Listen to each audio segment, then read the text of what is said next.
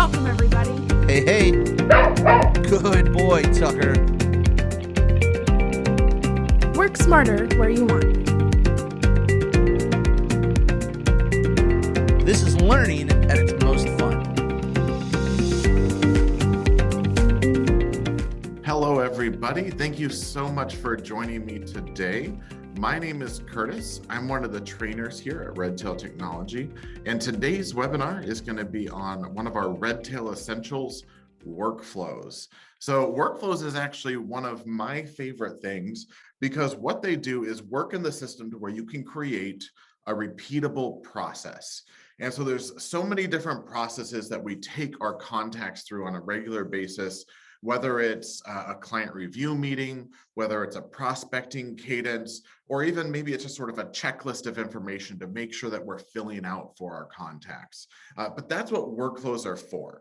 You have the ability to create a template that's specific to your office, and actually multiple templates for every single process you have, and then take that template live for each individual contact so you can make sure and track exactly where each contact is in any given process that you've built out into the system.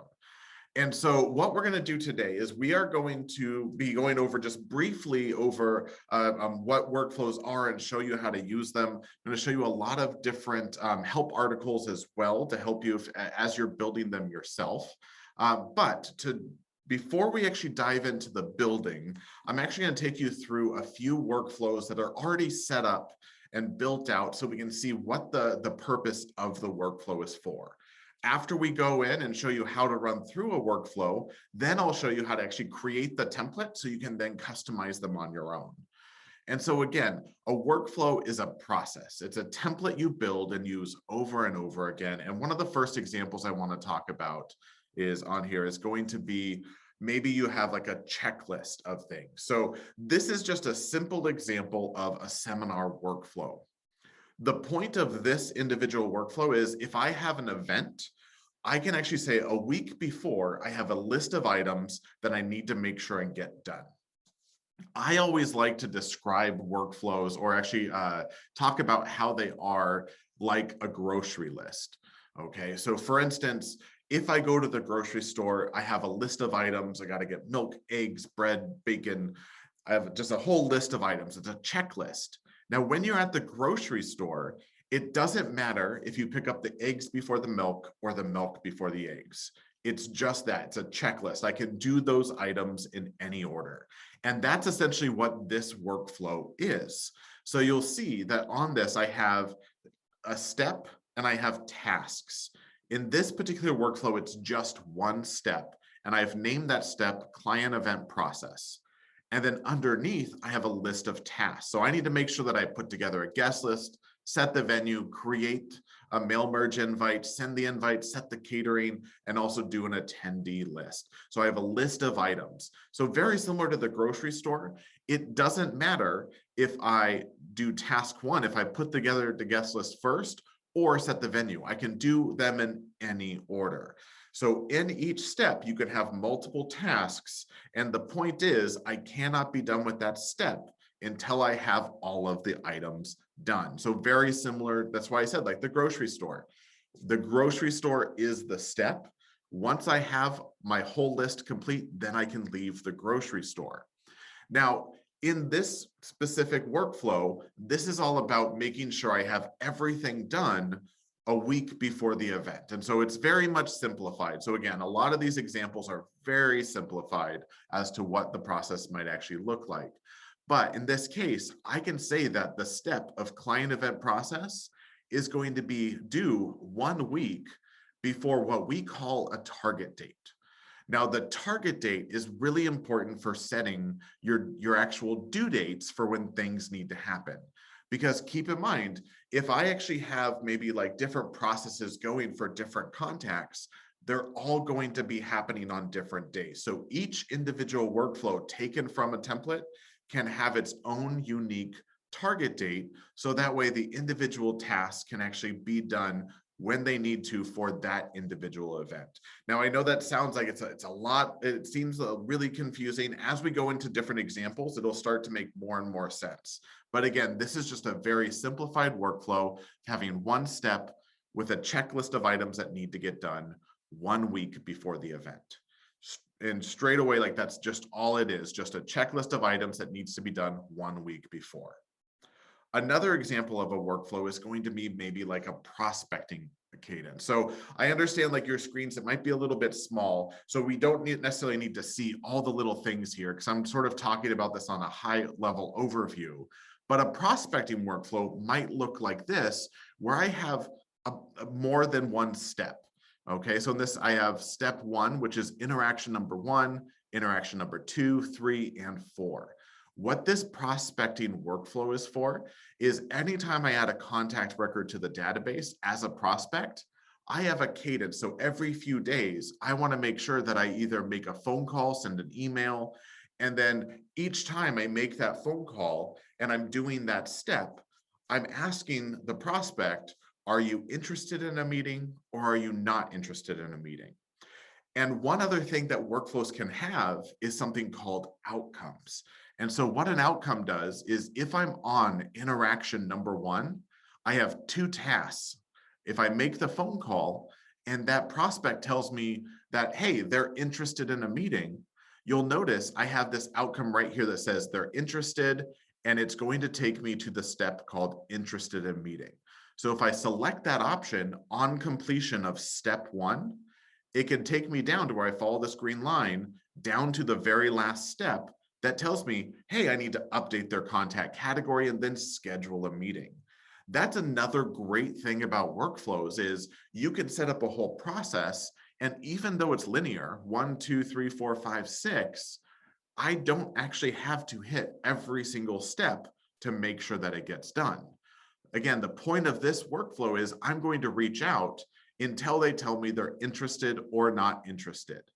If they tell me they're not interested in that first step, that can take me down to step number 5, which tells me to update their contact category. So maybe they're now a lost prospect and I can end the process. But I also have that set up to where if they didn't give me an answer yet, I can send it down to the next step to where 3 days later, I'm going to reach out and have another touch with the contact that's going to tell me. And if they don't give me an answer after those 3 days, then 7 days after the original date on step number 3, I'm going to reach out again. So it's every few days I can set this up until they give me an answer of either being interested in a meeting or not interested in a meeting. The main point I want to make here with this example is, again, you can have multiple steps. And when you complete each step, so step 1 is completed, you can also create different possible outcomes for what can happen during that workflow. So again, even though you build a workflow and the goal is for it to go in a perfect world, we always go step 1, step 2, step 3, step 4, and we're done. But sometimes different things can occur. That means that, hey, once we're on step 2, maybe I need to go back to step 1. Or maybe something that happened during the process is going to cause us to not need to go to step 3. So we don't need to go to step 3, so we can skip it and go all the way to step 4. That's what the outcomes for workflows are all about, controlling the direction for your steps. So again, steps are high level, tells you what part of the process you're at. So if I look at this and I see that a prospect is on interaction number 2, I know that's the part of the process that they're at, but another prospect might be on step 4 or step 1, or maybe they're already on step 5 or 6. So again, each individual contact that's in this can be on a different step at any given time. Now, the third option that I want to show you is, and this is one of the most common workflows, is a workflow based around a meeting. Okay, and so with that, it's just 3 steps. And this is a very basic meeting workflow for a client review. I've decided that step 1 is called prepare for client review meeting. Step 2 is review day items. And step 3 is review follow-up. Now, from here on step 1, I have my list of items. So I got to run the plan report. I got to run and print the notes report, the email report, got to print the yearly goals, confirm the meeting with the client. This is my grocery list again. So I can do these tasks in any order when step one is open. Once those are completed, I've decided the client can either tell me they need to reschedule, which can repeat the step back to step one. If they confirm the meeting, it can go forward in the perfect world scenario to step number two. And if they cancel, it can just end the workflow. So that's another great thing about outcomes is if I need to end the process at that point, I can actually have an outcome that does that. So at this point, once I complete all these tasks and confirm the meeting, it can take me down to step two. Now, on the step level as well is where you have those due dates.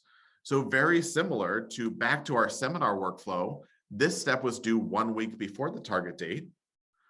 For my prospecting workflow, it started day one, started on the target date.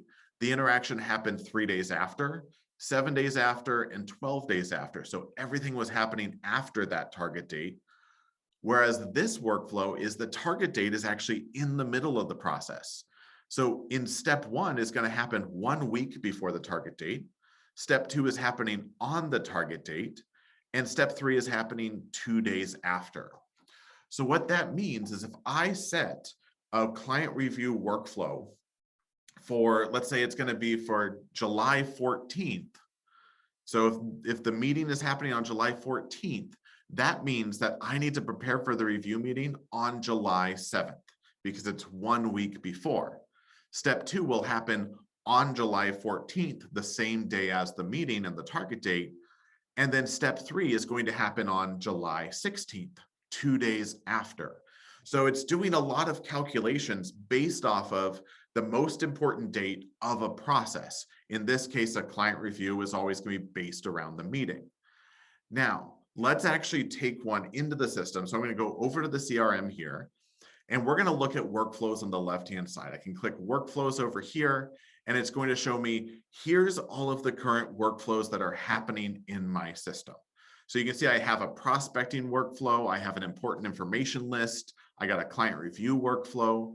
If at any time I need to add a brand new workflow from this page, I can always go up to the top right-hand corner and hit the blue new workflow button. But also if you're not on the workflows page, I can always hit the plus sign up here and hit workflows, because again, this plus sign is always at the top of your screen no matter what. Once I click workflows, it's going to give me this pop-up and ask if I want to use a template. Now the templates, we're going to get in and create those in just a little bit, but once they're created, I can choose and say, I'm going to use the workflow template called Client Review Workflow. Once I choose that, it changes the name of the workflow to Client Review, and I can always update that if I want to. I can override the name. But then I most importantly want to attach the contact. So if this client review is for Kevin Arnold, I can select his name, make sure he's attached, easy enough. And then right down here, I want to manually select the target date.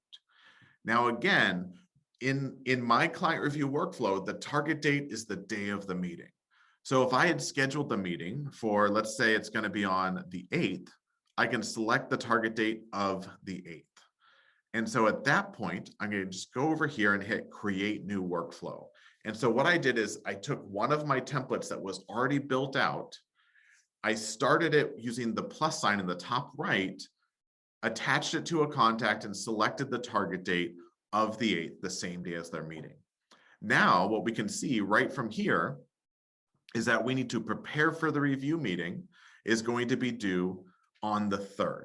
Okay, so this is actually set up. Now, the template, I believe, is a little different than was sketched out. Is this one is actually due 5 days before. And I can go in and see that by going to the action icon and editing this step and see that it is actually set to be 5 days before the target date, which is the 8th. That's how those due dates appear. If the meeting changed, so if the meeting was on a different day and I go up here and click on the target date and I say that actually the meeting was going to happen on the 6th, and I can change it there and I update that workflow, you'll notice that now step one is due on the 1st. Okay, so it's that calculation is still happening based off of in the template. Step one will always be due 5 days before. Okay, so now running through this workflow is we have all these different tasks. I can hover over and see any details inside the task, and I can see who that individual task is assigned to. And what's great about the tasks is you can assign them to different people. So again, if I, like a grocery store, if I go to a grocery store with more than one person, I can assign them to get the milk, eggs, and bread. I'm going to get the butter and the bacon and the sodas. I don't have to wait for them to pick up the milk before I grab the sodas, because it doesn't matter. We're working on the same step at the same time. So even though I'm assigned to this very first task, Tucker can come in and over to the right-hand side, click on the complete button to say that that task has been done. So if Tucker completes this task, it now shows it as completed. And then the client service team can do their tasks. We can go through and complete all these individual tasks. I can do mine. And as soon as all tasks have been completed for this step, so I'm going to click complete on this last task, that's when the outcomes will populate. Now, again, the outcomes are completely customizable. In this situation, we've decided that the client can either reschedule, they can cancel, they can confirm the meeting, or we can end the process for any reason.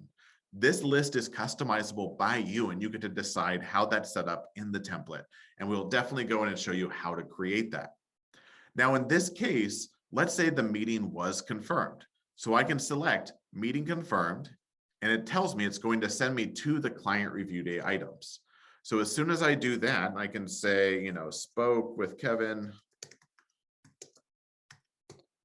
put in any notes I need to about the process here and complete that step. You'll notice it now takes me down to step 2. And now this task list is available to get started on. The difference between steps is because I've been saying like it's like a grocery store. Maybe this is a second grocery store, or maybe this is like a hardware store or a pet store. I have another place I need to go to that has another list of items. If I'm at the grocery store, I cannot be picking things up at the hardware store or the pet store because I'm not there yet. It's always one step at a time, and you can have multiple tasks that can all happen to make sure we can get that step done as best as possible. So now, again, this list of items is ready to go. Now, in the event that the contact calls in and says, hey, I need to reschedule, you can build those situations into this workflow as well. So if I need to reschedule and say, hey, they called in, it's not quite the 6th yet, and I just complete this step, I can actually have an outcome that says they rescheduled, take me back to step 1. So just because I already completed step 1 doesn't mean we can't ever go back there again. An outcome can always push you back to the step to reopen it up. So in this case, I can say, rescheduled for a week later. Put in my notes, complete the step, and it takes me back to step 1. And now, because they rescheduled, I'm also going to want to come up here and change the target date because the meeting is no longer on the 6th. It's on, let's say, the 13th. So I can update that workflow. And now I'm on step 1 and I don't have to do these until July 8th. All because I set up those outcomes to have complete control over the direction of this process.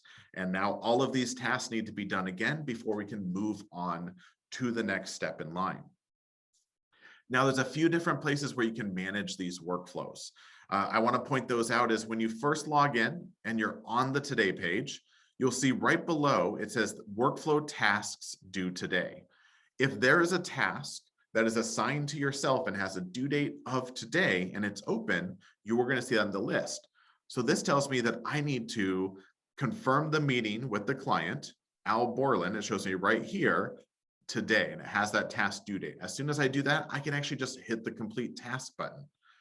If I want to make sure that I get all the other tasks done, that maybe if I want to see if I can get ahead of anything, or maybe I'm behind on anything, the best place to manage your own individual workflow tasks is going to be up here in the top right-hand corner.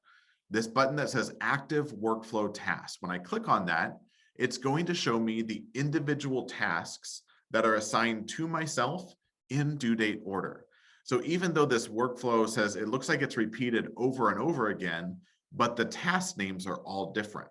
So I can see that for the contact of Heidi, I was supposed to make sure and get the information, the phone numbers, date of birth, tax ID, all this list of information on the 28th. So right away, I know I'm already behind on part of the process. I'm the one holding that up. As soon as I get those items, I can hit complete and it marks them off my list. So I can actually complete them as soon as I get those done and make sure that I'm not the one who's causing the workflow to let things fall behind. Now, again, that's to make sure that you're getting your individual tasks completed for the workflow process. And again, to get there from the Today page is you're going to click in the top right-hand corner where it says Active Workflow Tasks. Another way to view your workflows is over on the left-hand side where it says Workflows. When you click this, this is showing you all of the individual workflows that are currently in your system. Like I was showing, the best way to organize this, in my opinion, is to click on the column that says Current Step Due.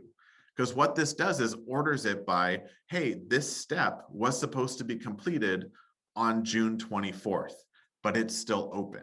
So right away, I can see somebody is holding up this process. If I click on that process, I can come and see that Tucker was assigned to 2 tasks in this step and has not completed them yet. So clicking on workflows on the left-hand side gives you the ability to sort of give an overall view of what is currently happening with your workflows and where you are with each individual process. Now, again, that's just managing the workflows to make sure that you're not falling behind on anything. Now, another place you can actually view your workflows is from the contact record. So if I actually go into Kevin's record, I'm going to search his name, click on his contact record. From the main contact page, I can see right up here, it says active workflows and it has a number 1. You can click on that, but you can also just scroll all the way down to the bottom of this page and you can see the open workflow tasks. Now, because I'm on a contact, it doesn't mean that these tasks are only assigned to me. So I can see that this one is assigned to me, has my name there. I'm also part of the client service team, so I'm responsible for that. And also I have to make sure and do this task down here. So I can always see, here's the tasks that need to be completed for this contact, for this individual workflow from their main page. And I can see, oh, hey, if a contact is behind or a user hasn't done things, I will see them in this list for this individual contact. So there are quite a few places where you can view the open workflow tasks to make sure that you're not falling behind on anything. And so again, just real quick, you can see them from the contact. You can see them by clicking on workflows to see an overall of all of the processes. But again, the most important spot that an individual user wants to check is on the Today page by going up to the top right-hand corner where it says Active Workflow Tasks. As long as you are looking at this using your workflows, you are going to know that anything that is assigned to you is done, or you can see if you're behind on things, but this is the best place to make sure that I am not the one holding things back for any of the processes. Now, let's actually take a step over and talk about building out a workflow process. Like, how do you actually build the template? To build a workflow template, you go to your name in the top right-hand corner and then choose Manage Your Account. So any user in the database has the ability to create a workflow template. Once you go to Manage Your Account, you can go to the Manage Templates section, and the very last item will say Workflow Templates. Once you click that, if you have templates, they're going to load up here. If you haven't built any templates, you can start by clicking New in the top right-hand corner. Once you click New, you're going to get a page that looks just like this. Now, as a suggestion, I like to see things a little larger, especially when building templates. And so what I'm going to suggest is that if you have a browser, now this is not a Redtail feature, this is a browser feature. I'm using the Chrome browser. I'm just going to zoom in to make this a little larger. You can zoom in on the browser and you'll see it actually stretches across the screen so I can see the workflow details and what I'm building. And because we're building a template, anything we fill out is what's going to be pre-assigned every time I use that template. I can always override all of these at any point in time during the workflow after I create it. But the point of a template is to give you a starting off point. Okay, so in this case, if I'm building, let's say we're going to build a client review workflow. I'm just going to call it client review workflow. You can name it however you want. You'll see to the right-hand side, I have the status. It's either under construction, inactive, or active. My suggestion is to keep it as under construction until you have it fully built out. So that way you can actually make sure no one's going to use this until it's ready to go. You also have the ability to assign an owner and a category to a workflow. The owner is really great for sorting which workflows are assigned to maybe different advisors or different staff or teams, but the owner is essentially what individual person or team is overseeing this process. And again, that's the client review process. When you assign an owner, you can say that it's always going to be assigned to a specific user. So if I say that I'm responsible to oversee all client reviews, I can say it doesn't matter who the contact is, I'm going to assign myself. Or if I can say, hey, it's always a team of people that's overseeing this, and I can say, hey, it's going to be the advisor team. They're overseeing this process in the client review workflow every single time. The other option is to do the creating user. What this means, if I choose creating user, it's dependent on whichever individual user starts the workflow from the template. So if I'm the one who starts the brand new workflow, I will be assigned as the owner. If another user starts the workflow template, they will be assigned as the owner. And then the last option here is to set a role. This is one of the more popular items with workflows that need to have different assignments based off of who the contact record belongs to. What I mean by that is I can say that the owner needs to be assigned to the role of either advisor, associate advisor, or CSA. In each individual contact record in the CRM, you can decide who their advisor, associate advisor, and CSA is. So that way, if I assign it to a contact and they have Curtis as the advisor, Curtis will be the owner. If they have Tucker as the owner, then Tucker will be, Tucker as the advisor, then Tucker will be assigned to the owner field. And so it just gives you the ability to, depending on however you want these assignments to be set out, you can decide that every time I start this workflow, whoever the advisor is going to be set as the owner. Now, we're going to get back into that owner field just a little bit later, but in this case, you can also choose a category, but I want to focus right here where it's talking about setting the target date. Now, again, in our examples over here, the target date can either exist, at the end of the workflow in this process. It can exist at the beginning of the workflow, or it can exist in the middle of the workflow. It all depends on how you have those automatic due dates set up. And so in that case, if I want the target date to be day one of the process, all I have to do is just put a 0, and then I can put days. And it's because it's going to be based off the creation date. So if I want the target date to be day one, and that means steps 1, 2, 3, 4 are all about after a certain amount of days, weeks, or months after the target date, this is how I can make sure that the target date is day one. If I say, hey, every time I start this process, I need to make sure that the target date is set to 1 month after the creation date. That allows me to create steps that are due before the target date. But again, that means my target date is always going to be coded to be a month after the creation of that individual workflow. But in this particular case of when I have a workflow that's based around a meeting, I don't know when the target date is until I set the meeting date, because it doesn't have anything to do with the creation. So it is perfectly okay to keep this section blank if your workflow is based on a meeting, because I don't know when the target date is yet. Now, it doesn't mean we can't choose the target date. This is just, I don't know when it is yet, so I'm not going to have the template fill it out for me. So with that, all you have to do is set the name. I can scroll down, actually scroll back up and hit continue. That's going to set these and save this workflow template. And then when I scroll down, you'll now see I have the option to create a step and it already has a task built out. Now, because of the naming of the steps and tasks, you have complete control. So in this case, if this step is for preparing for the client review, I can call it prep for client review meeting, easy enough, name that, and I can decide when is this step going to be due. So if we look over at this example again, step 1 is going to be due 1 week or 7 days before the target date. Easy enough right here, step is due, and I either choose before, after, or on. I'm going to select before, and I can say 1 week before the target date. Now, just as a suggestion, anytime that you fill this out, you can actually collapse it, and then it's easier to read. As soon as you finish filling that out, collapse the task and then move on, or sorry, collapse the step and then move on to the task. Now in here, if I go back over to this list, I had 6 different tasks. I can come over and I say, okay, the first thing I want to do is going to, print paperwork. I can fill out that task. And I can say that this task needs to be assigned to the same options that we had for owner, either a user, team, role, or the creating user.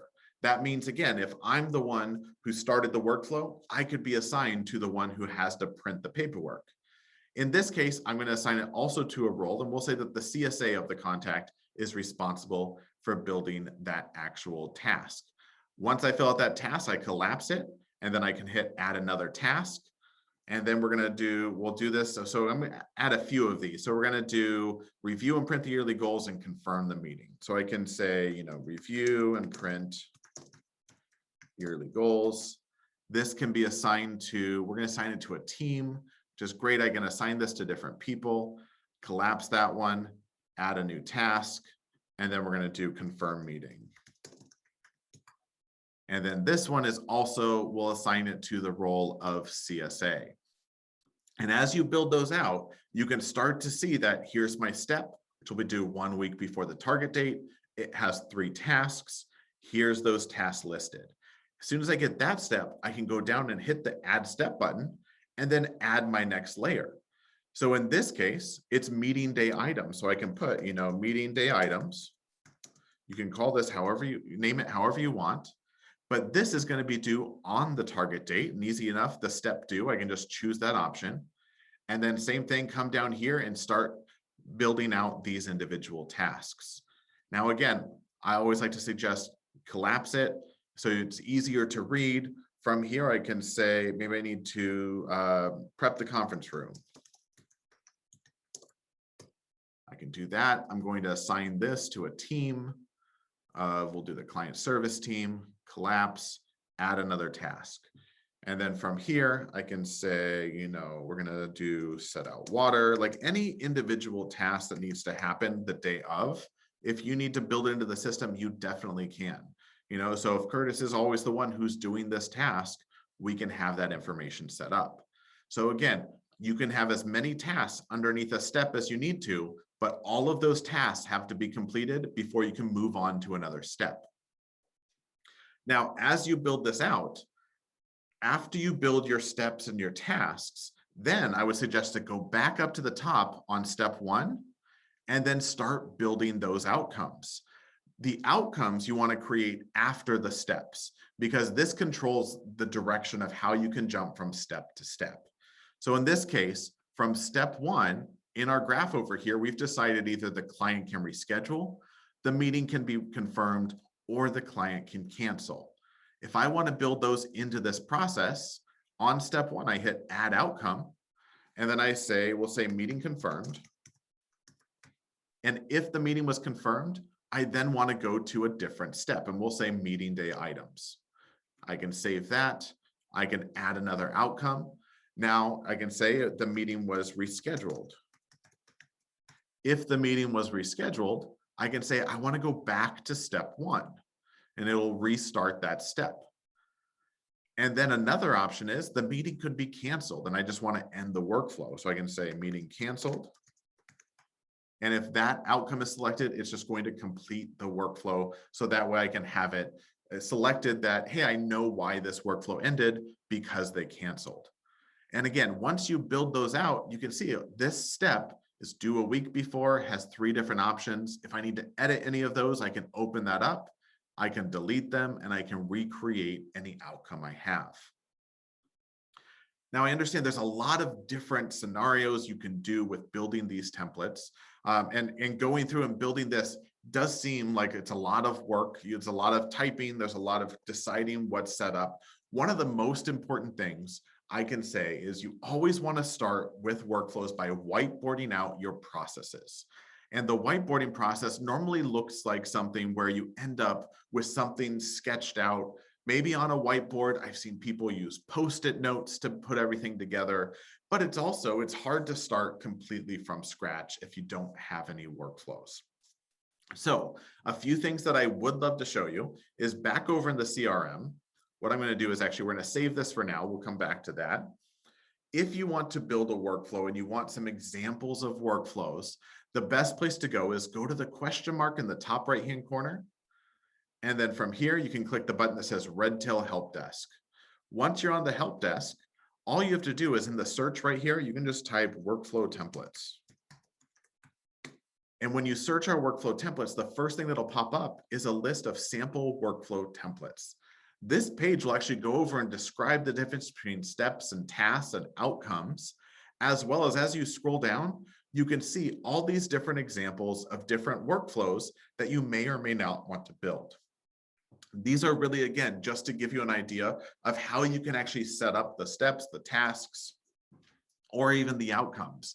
Here's an example of a client review meeting that's a little longer than just 3 steps. We have a step for confirming, a separate step for prepping the meeting day of, and then all these different additional items for follow-up as well. You can build out these workflows to however you need that's going to be best for your office. But again, I like to show this off is all you have to do is go to our help desk, type in workflow templates, and it will take you to this page so you can actually start to build out your templates and set them up in your own system so you can be successful with all of these different workflow processes.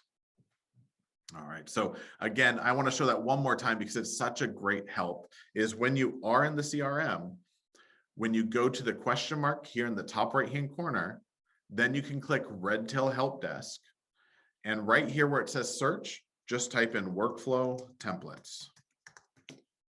And it's going to show you the results, and you'll click where it says sample workflow templates. Again, this is a great place to start to see how you may or may not want to build your templates in the system. Now, just a quick refresher, a few different things. When you start a workflow, one of the best places to do it is from the plus sign here in the top right-hand corner. You can then click workflows. When you have the templates built out, you can then select from your templates, and then manually, you can actually choose to link the contact record. You can manually set the target date as well to make sure that for this individual contact record, they have their own unique workflow and their own unique process with their own unique dates to make sure that I am going to not fall behind with this process for my clients. When you actually manage and use the workflows, you can see all of your individual tasks for the open steps up here to the top right-hand corner by clicking on workflow tasks. If you need to oversee and all of the different processes happening right now, you can click on workflows on the left-hand side, and it's going to show you all of the workflows that are currently happening in your database. Thanks so much for joining us today for this particular session. If you have any questions, please don't hesitate to give us a call at 800-206-5030, option 3 for support, or just shoot us an email over to support@redtailtechnology.com. Thanks a lot and have a great day.